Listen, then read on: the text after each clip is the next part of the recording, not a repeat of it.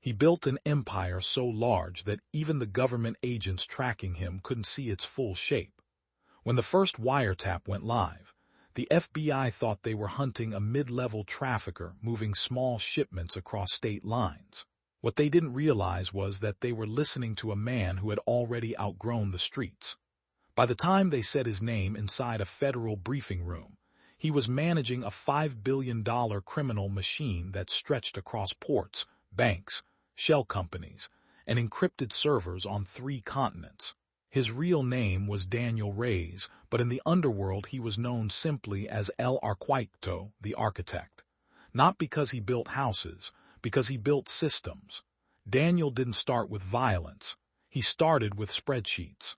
Born into a working-class neighborhood where cash was king and banks were mistrusted, he learned early that money wasn't about how much you made. It was about how well you moved it. At 19, he wasn't carrying drugs. He was moving payments. He watched small-time dealers lose fortunes because they didn't understand flow. Cash piled up. Attention followed. Arrests came fast. Daniel saw the weakness in the system, chaos, so he offered structure. He built a network of couriers who never knew each other. He separated supply from transport. He separated transport from payment. Then he separated payment from ownership. Every dollar traveled through layers at construction companies, logistics firms, import-export businesses, clean invoices, clean books, dirty truth. Within 5 years, he wasn't just facilitating deals. He was controlling them. The first time the FBI officially noticed him, it wasn't because of drugs. It was because of patterns. A financial analyst inside a federal task force noticed something strange. Dozens of small construction firms winning municipal contracts in different states, all subcontracting to the same logistics provider. The profits were modest. The paperwork was perfect. Too perfect. They opened an investigation expecting tax fraud. What they found was something much bigger. Daniel had built what agents would later describe as a corporate cartel. Instead of flashy convoys and armed compounds, he operated through boardrooms and encrypted conference calls. His lieutenants wore suits. His warehouses were leased legally. His shipments were disguised inside legitimate trade routes. And here was the twist that frustrated investigators the most. He never touched the product. Every intercepted shipment traced back to a shell company that dissolved before charges could stick. Every arrested courier knew nothing beyond a phone number that stopped working the moment police knocked on their door. The deeper the FBI dug, the clearer it became this wasn't street crime. This was infrastructure. By year 7, Daniel's organization controlled distribution lines across 4 countries. Independent cartels began outsourcing logistics to him because he was efficient, invisible, and neutral. He didn't care whose product moved. He cared about volume. Billions flowed. And yet, on paper, Daniel Reyes was a respected entrepreneur. He donated to local charities. He attended city council fundraisers. He was photographed shaking hands with politicians who had no idea they were smiling next to the man, quietly consolidating the most advanced trafficking network in North America. The FBI escalated. They launched a multi-agency task force. Wiretaps multiplied. Undercover agents infiltrated mid-level distributors. Financial subpoenas were issued by the hundreds. Still, Daniel stayed 3 steps ahead. Because he had a rule no one else followed. He assumed he was always being watched. Phones were replaced weekly. Meetings were conducted in moving vehicles with white noise generators. Critical instructions were delivered through layered code hidden inside legitimate business memos. But his greatest defense wasn't technology. It was distance. He created compartments so tight that even if one section collapsed, the rest of the machine kept running. When a major shipment was seized in Houston, analysts expected panic. Instead, transactions rerouted automatically through Miami and Vancouver within 48 hours. It was as if the empire had a nervous system. Then came the betrayal. A mid-level financial officer named Luis Navarro was arrested on unrelated tax charges. Facing 20 years, he started talking.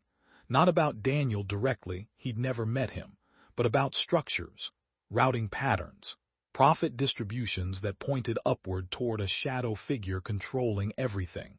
For the first time, investigators saw the outline of the architect.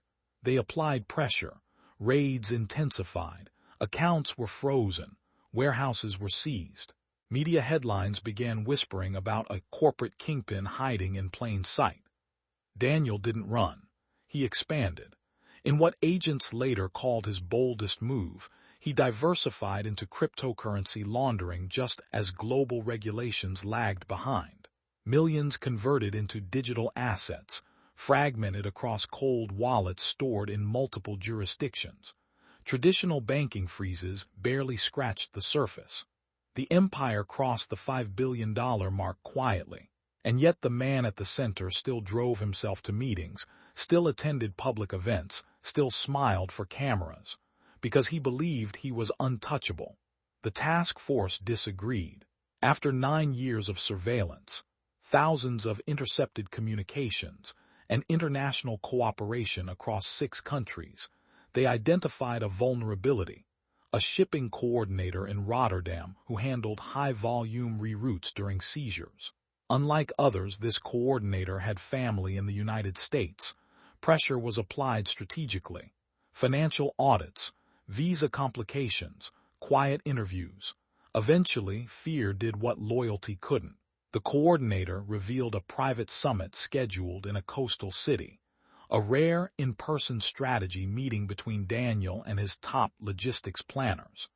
It was the first confirmed physical convergence of the empire's core leadership. The FBI moved carefully. Too early and Daniel would vanish. Too late and the opportunity would dissolve like every other lead. On the night of the meeting, federal agents surrounded a luxury marina hotel. Inside a top-floor suite, Daniel outlined expansion plans into new trade corridors. Calm, focused, confident. He didn't know that encrypted devices had already been compromised, that offshore accounts had been traced through months of silent monitoring, that the architecture he built so carefully now mapped perfectly across federal servers. When agents breached the suite, Daniel didn't resist. He simply looked at the lead investigator and said, "It took you long enough." But even in custody, the twists weren't over. Prosecutors expected the empire to collapse instantly.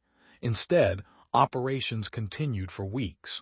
Automated systems executed contingency protocols Daniel had programmed years earlier. Funds redistributed, shipments rerouted, leadership succession triggered. He had designed the machine to survive him. Court proceedings revealed staggering numbers. Billions in revenue, hundreds of shell corporations, encrypted communication layers rivaling intelligence agencies. Analysts testified that his organizational model would be studied in law enforcement academies for decades. Yet during sentencing, something unexpected happened. Several former employees testified that Daniel had funded medical treatments, paid school tuition, and supported entire communities neglected by legitimate institutions. To them, he wasn't a monster, he was opportunity. The judge wasn't moved. Daniel Reyes received a life sentence plus 30 years, but the legend didn't end in the courtroom. Investigations later revealed that significant portions of his cryptocurrency reserves were never recovered. To this day, digital wallets connected to his network occasionally activate, transferring small amounts through complex chains that analysts struggle to decode.